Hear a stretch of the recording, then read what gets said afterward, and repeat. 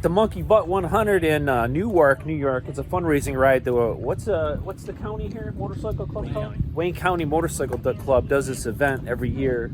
A lot of people are here, and what I notice is the age group of the people riding are like old like me. You know, I'm 55 years old, but I came across somebody here that is still riding, and I've come across riders that are as old as 70 years old. So don't be afraid to ride your dirt bikes, people, especially when you get older. But I met here Rich, right? Yes.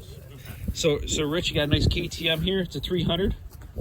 Now we were talking about, you know, motocross. You used to race motocross. You were saying new motocross isn't like it was in the old days. Nowhere near. So they were just farmer fields. You said you talked about cows in the field and everything. Oh yeah, it was just a cow pasture. They take the cows out of the pasture on Saturday, throw some tires around, and there was your racetrack on Sunday. So when you went out for practice, you did not follow anybody. Really? So you didn't even know?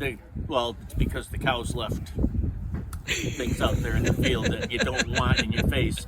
They didn't have full face helmets. Okay, yeah. The mouth guards were just a piece of plastic with square holes in them. So if you're following somebody and they roost through a cow pie. So you started riding when you were 15. You're how old now? 66. 66 years old. That's amazing, and you find yourself having good energy and still having a good time. He's on a two-stroke 300. It's not a slouch bike. They have a ton of power. So what year did you start riding motocross? 73, I believe. In 73. So dual shocks, you know. Oh yeah. It's you know. So was 6 inches of travel. So what was your first bike you had? 360 Yamaha. A 360. So you didn't start out small. You got something pretty big there. All right. And then when did you find yourself staying away from motocross because it was just was it just getting too dangerous, or you're getting too old, you didn't want to take the risk?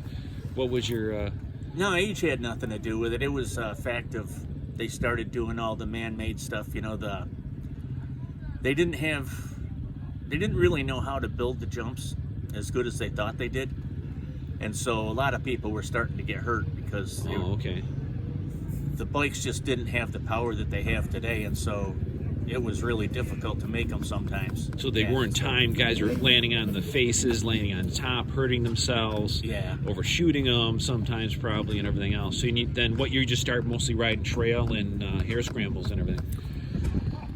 Boy, that's a good question. I don't know. It's a while ago. I honestly didn't keep track of all that stuff. So how many years you plan on riding for? More years, you think? Until I can't climb on it anymore. I don't know. Is that going to be it when you can't throw the leg over it anymore? Yeah, that's good. But thanks for coming, and it's awesome that you're still riding. Hopefully, I'm still riding at that age and longer. It's like I said, I was riding that one trail out in Pennsylvania. Came across a 70-year-old guy, and that was really cool. Seeing that. Hopefully we can keep on doing it. So don't be afraid, people, to ride your bikes and do some trail riding. It's a great way to stay in shape. Thanks for watching.